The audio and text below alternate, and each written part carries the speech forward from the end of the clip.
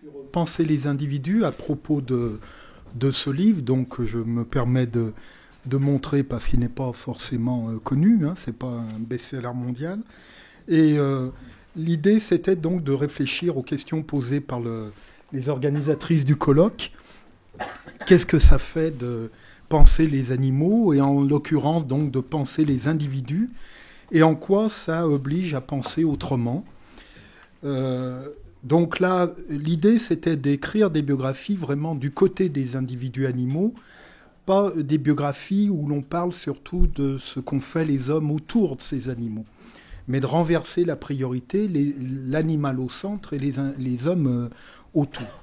Alors cette idée donc de travailler sur les animaux, elle m'est venue après avoir travaillé sur des groupes. Hein, je présente aussi, parce que ce n'est pas forcément connu, donc deux livres sur le point de vue animal, mais sur des groupes. Et je me suis dit qu'il était intéressant d'aller jusqu'aux individus. Alors je vais passer vite. Pourquoi les individus ?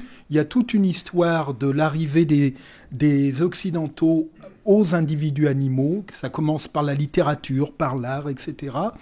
Il y a aussi toute une histoire de l'arrivée au point de vue animal. Je vous ai mis ces deux images.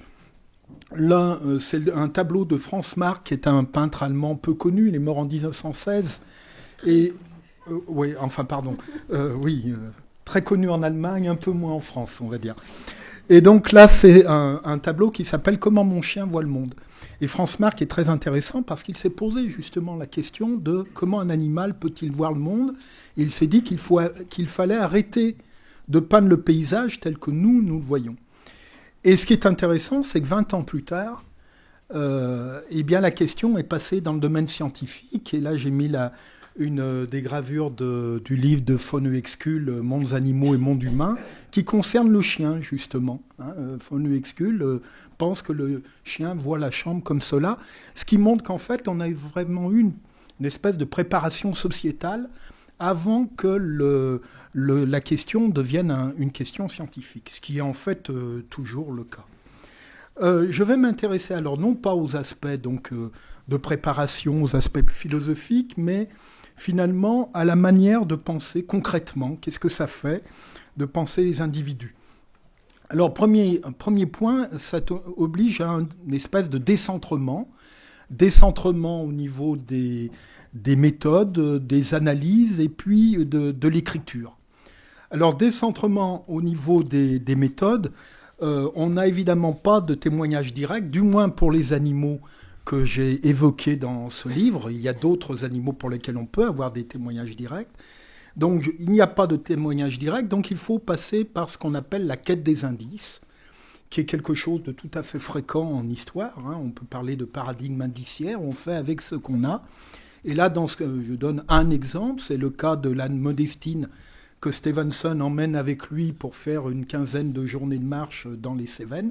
Et Stevenson a écrit 2 livres, le journal de route, et à partir du journal, il a écrit ce qui est plus connu, le voyage avec un âne dans les Cévennes. Alors ça donne plein de détails, et puis on trouve aussi plein d'indices dans d'autres documents de l'époque. Par exemple, j'ai utilisé des guides de géographie de l'époque, comme la collection d'Adolphe Johann, ou des traités sur l'élevage du cheval, de l'âne, du mulet. J'ai utilisé aussi les cartes topographiques.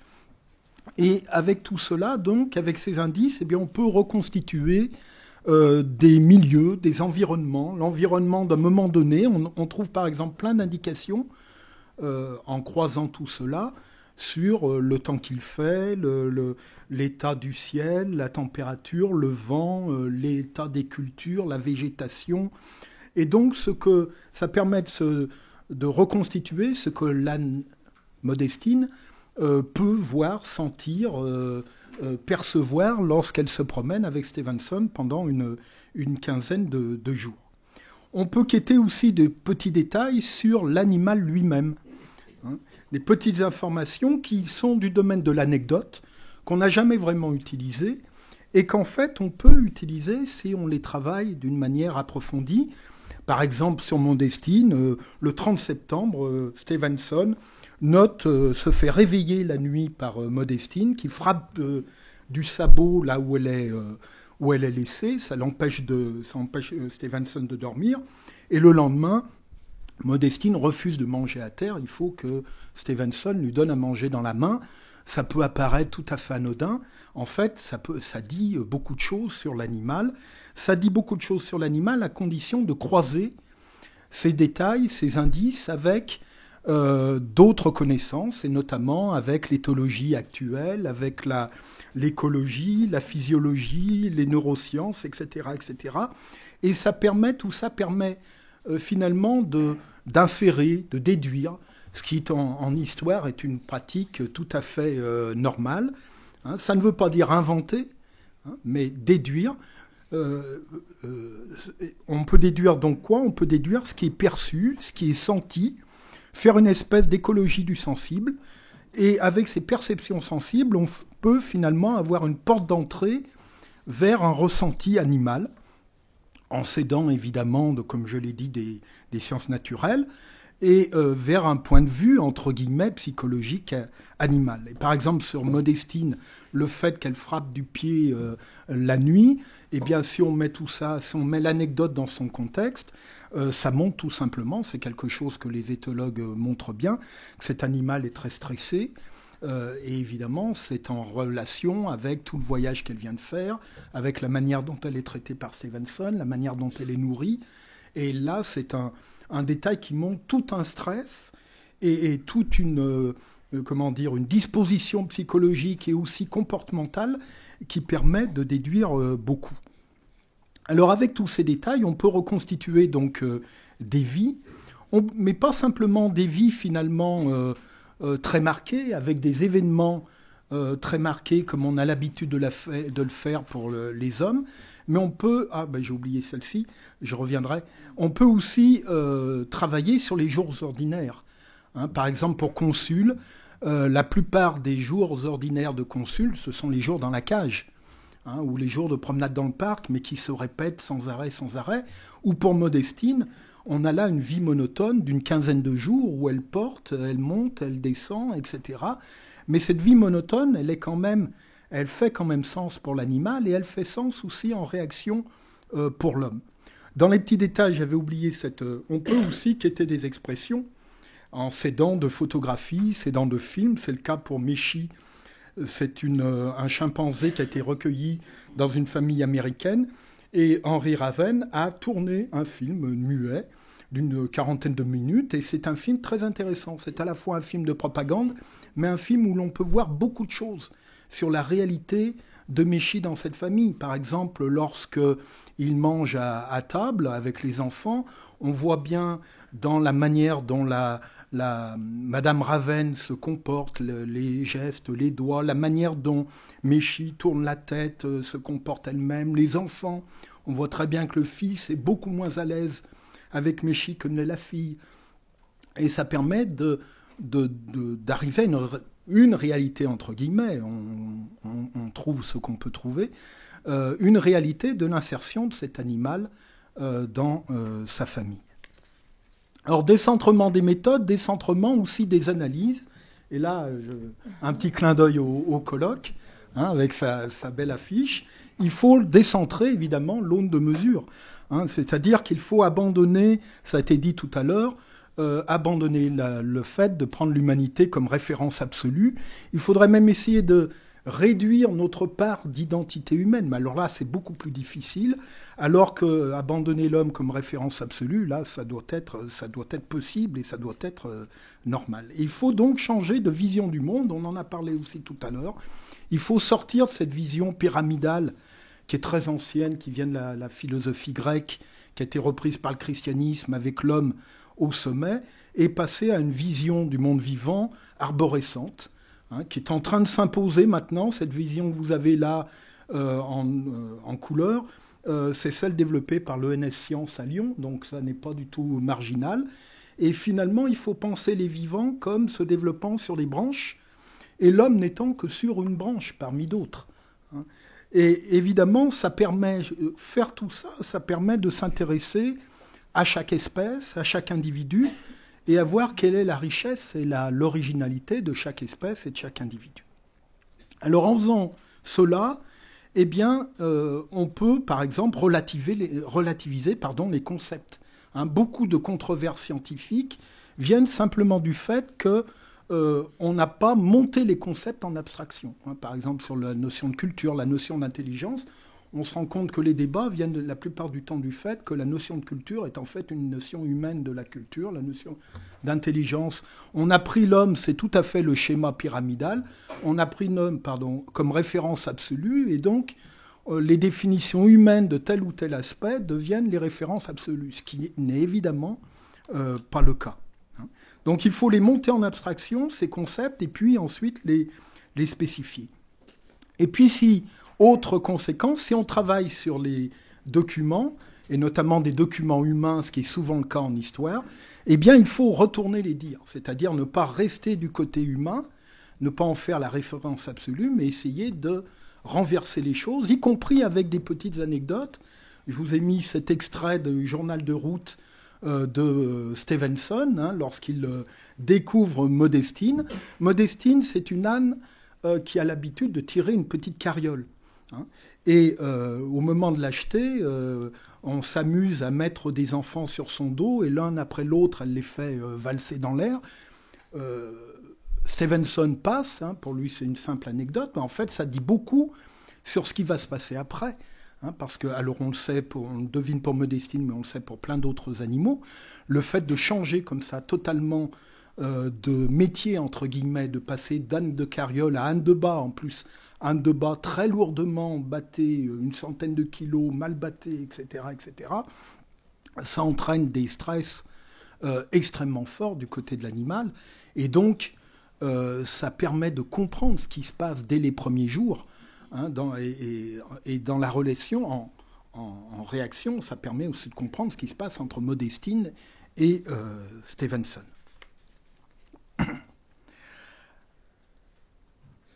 Alors, il y a nécessité donc de croiser avec les sciences du vivant, hein, éthologie, etc., etc. C'est quelque chose aussi qui oblige à décentrer l'analyse, puisqu'il faut revenir sur le grand partage que l'on a fait en Occident entre sciences humaines et sciences naturelles, au sens large du terme, et qui fait que ces disciplines maintenant n'ont plus l'habitude de collaborer. On commence à dire qu'il faudrait refaire ça, mais ça serait vraiment important, et là aussi, il faut penser autrement. Hein. Et il faut penser notamment les perceptions, les ressentis, les actions de ces animaux. Hein, par exemple, que ce soit Modestine ou le taureau Islero, on voit très bien comment, en faisant attention à l'attitude de l'animal, notamment Modestine des premiers jours, qui vit finalement, le stress fait qu'elle vit repliée sur elle. Maintenant, les éthologues l'ont montré, par exemple, pour le travail des ânes en Afrique actuellement. Ce repli émotionnel sur soi fait croire aux hommes, et c'est pareil pour Islero, le taureau Islero qui se replie sur lui, fait croire aux aficionados que finalement ces animaux ne souffrent pas. Et donc on peut y aller franchement. Hein, donc on peut y aller. Stevenson ne se lâche pas, ne se prive pas de taper. Et du côté de la corrida, quelqu'un comme Hemingway écrit dans Mort dans l'après-midi que l'estocade du taureau ne lui fait pas plus de mal, fait même moins de mal qu'un homme qui se fait une entorse. Vous voyez évidemment les distorsions. Alors penser autrement, c'est aussi penser une chronologie animale, une périodisation animale. L'histoire n'existe pas que pour les hommes, elle n'est pas qu'humaine, et donc il faut développer une histoire animale. Il faut aussi développer les sociabilités animales, les interactions, et pas simplement les interactions avec les hommes, mais aussi les interactions avec d'autres animaux. C'est le cas par exemple de la girafe de 1827. On ne comprend pas le voyage de cette girafe, et finalement la survie de cette girafe, alors que les autres congénères meurent rapidement, sans comprendre ce qui se passe avec ces vaches. Ces vaches sont là pour lui fournir un lait tiède, elle ne boit quasiment que ça, ou en grande partie cela, sans doute parce qu'elle a été sevrée trop tôt, et qu'elle a fait un blocage, comme beaucoup de girafes font dans les zoos maintenant. Et ces vaches vont lui servir d'espèce d'édredon émotionnel. Hein, et on le voit bien, c'est le seul document, celui-ci, c'est le seul document réaliste de ce voyage. Et on voit bien que ces vaches sont placées devant, et c'est ce qui va lui permettre de tenir, parce qu'elle a des relations relativement fortes avec elle. Alors, il faut aussi donc décentrer par les méthodes, décentrer par les analyses, décentrer aussi par l'écriture. Si on veut s'ouvrir aux autres disciplines, il ne faut pas oublier la littérature. Il y a de gros efforts qui ont été faits par des écrivains, notamment Virginia Woolf, par exemple, pour penser l'écriture du côté des animaux. Et puis, il y a eu beaucoup d'analyses de la part d'universitaires, de littéraires. Et les analyses littéraires, on est dans le domaine scientifique. Enfin, je pense que vous ne me contredirez pas, au sens noble du terme. Donc, si on veut croiser les disciplines, sciences naturelles, sciences humaines et sociales, il ne faut pas oublier aussi la littérature. Et d'autant plus que finalement, écrire des biographies, et écrire des biographies du côté des animaux, ça pose de suite la question, on s'en rend compte quand on veut se mettre à écrire, la question de comment écrire.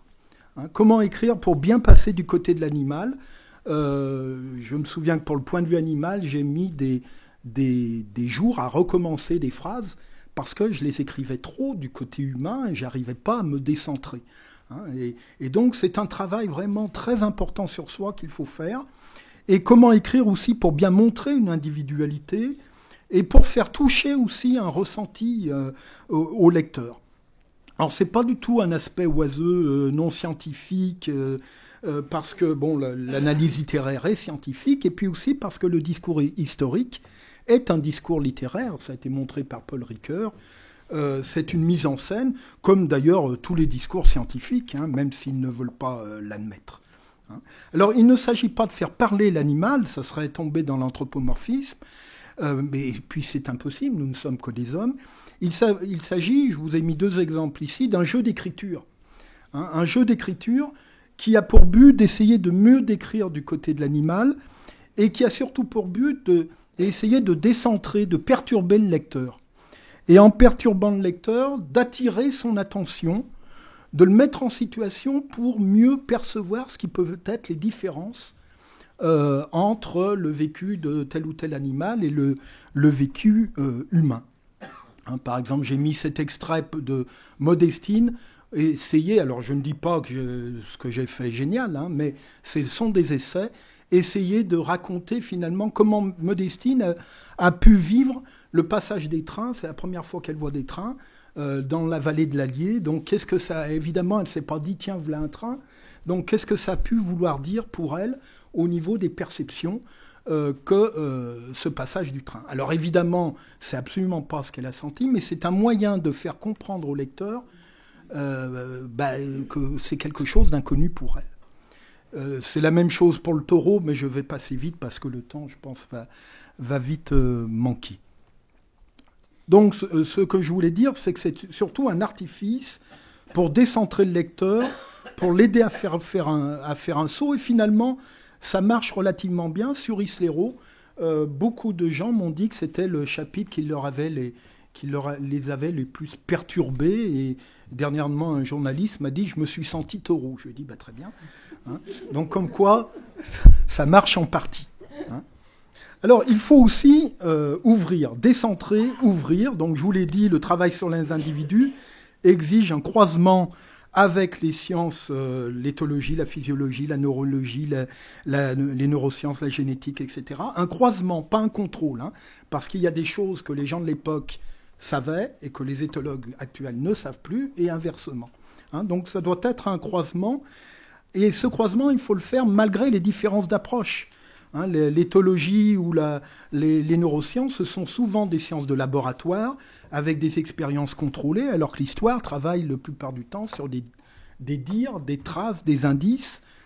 On n'a donc pas la même manière de faire, mais il ne faut pas, surtout, je pense, la première chose, c'est de ne pas faire de mépris réciproque. Hein, mépris des sciences de la nature pour les sciences humaines, et inversement, on voit trop de sociologues, ethnologues, etc., mépriser les éthologues qui essayent de travailler sur la sociabilité des animaux. Et à mon avis, c'est tout à fait dommage. Et en réalité, si on essaye de croiser, eh ben on arrive à trouver des choses. Et il y a même possibilité de travailler sur des niveaux communs. Je pense notamment au niveau des anecdotes. Hein, quelques éthologues essayent depuis une dizaine d'années de travailler sur les anecdotes, alors que ces anecdotes avaient totalement été rejetées par l'éthologie, et notamment à partir du behaviorisme. Hein.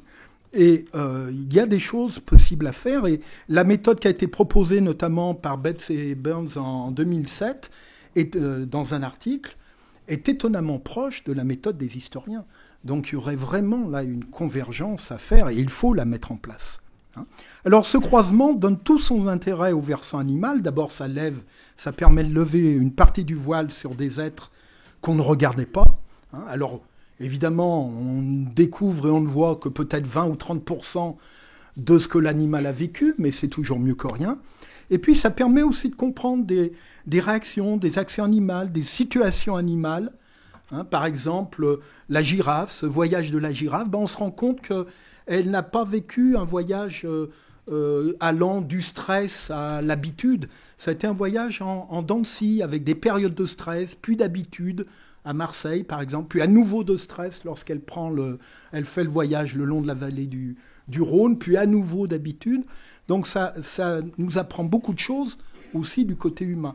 Ou Consul, on voit très bien comment Consul, ce singe du zoo de Manchester, finalement arrive à se construire, en collaborant avec les hommes, il arrive à se construire un espace de liberté et finalement à se construire une condition de vie bien plus agréable, bien plus profitable que le singe qui reste dans sa cage et qui dépérit dans sa cage. Et donc on voit bien là un acteur se mettre en place et essayer quelque chose. Ça permet aussi de voir les jeux de compréhension, d'incompréhension, d'ajustement, d'incompatibilité. Je vous ai mis ce cas, c'est le plus drôle.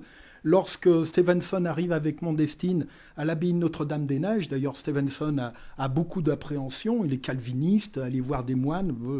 Et donc je pris mon courage à deux mains, j'avançais jusqu'à la porte aussi vite que le permit Modestine. Et voilà que Modestine ne veut pas rentrer, ou qu'elle fait des difficultés.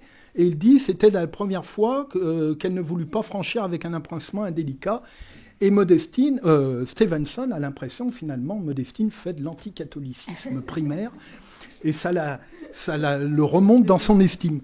Alors qu'en réalité, on comprend les choses. Du côté Stevenson, il nous dit qu'il fait froid, que c'est très ensoleillé, que les bâtiments sont blancs. Si on regarde le plan, on a la façade, l'entrée, elle est au sud, donc ensoleillement, luminosité, etc. L'entrée est couverte, donc c'est une entrée noire sur plusieurs mètres. Et les écuries sont très en arrière. Autrement dit, si on cède de l'éthologie, qu'est-ce qui se passe ? Modestine ne sent pas l'odeur de l'écurie, contrairement aux autres villages où elle sent tout de suite dans les fermes les odeurs. Là, elle ne les sent pas. Et en plus, elle est sans doute rebutée par le contraste de lumière entre la façade très éclairée, très lumineuse, et cet aspect très sombre. Les éthologues ont aussi montré, et on le sait par exemple pour les chevaux dans la guerre de 14, que ça rebute les animaux, qu'à ce moment-là, ils ne veulent plus rentrer. Donc ça permet de montrer un acteur à part entière, ça permet aussi de voir du côté des hommes ce qui se passe, et on voit bien par exemple chez Stevenson ce qu'il voit. Si on prend par exemple la fatigue de Modestine, il y a des moments où il voit, il y a des moments où il ne veut pas voir, il y a des moments où il voit mais il ne veut pas en tenir compte, il y a des moments où il voit mais il veut en tenir compte, ce qui fait qu'on a une relation beaucoup plus complexe que ce qu'on pourrait croire si on ne faisait pas attention à l'animal. Et c'est la même chose, par exemple, pour la girafe, dont je vous parlais tout à l'heure. Cette girafe, par exemple, les hommes vont deviner le rôle de ces vaches, le deviner, mais pas totalement le comprendre. Ce qui fait qu'à Lyon, par exemple, lorsqu'il y a trop de monde, on décide de ne pas mettre les vaches devant, de mettre un escadron de gendarmerie à cheval. Et évidemment, il y a un monde énorme place Bellecour, et la girafe panique, elle n'a plus son édredon émotionnel, elle se met à tourner autour de la statue de Louis XIV, et tout le monde devant et tout le monde derrière. Et donc, on comprend là cette panique. Comme par hasard, c'est la seule fois où on ne la sort pas avec ses girafes, et comme par hasard, elle panique. Avec ses vaches, merci. Et puis, donc, on comprend comme ça beaucoup de choses. Par exemple, Stevenson, lorsqu'il se promène, il se perd un moment en forêt avec Modestine, il la trouve bête parce qu'elle se met à tourner dans tous les sens. Et en fait, on comprend très bien qu'en fait, elle a perdu la route. Elle était dans une condition telle un peu contrainte par Stevenson, qu'elle suivait la route, le chemin de la route, sans trop réfléchir, et lorsqu'il rentre dans cette forêt, il n'y a plus de route. Et comme par hasard, lorsqu'il retrouve la route, elle se remet à aller tout droit. Et Stevenson dit, tiens, elle retrouve son intelligence. Non, elle est très rationnelle, elle retrouve les repères pour avancer. Et alors, ce qui est intéressant, c'est que ça permet, du côté humain, de voir le jeu de traduction des hommes, c'est-à-dire ce qu'ils voient, ce qu'ils ne voient pas, ce qu'ils voient, comment ils le disent, comment ils le traduisent.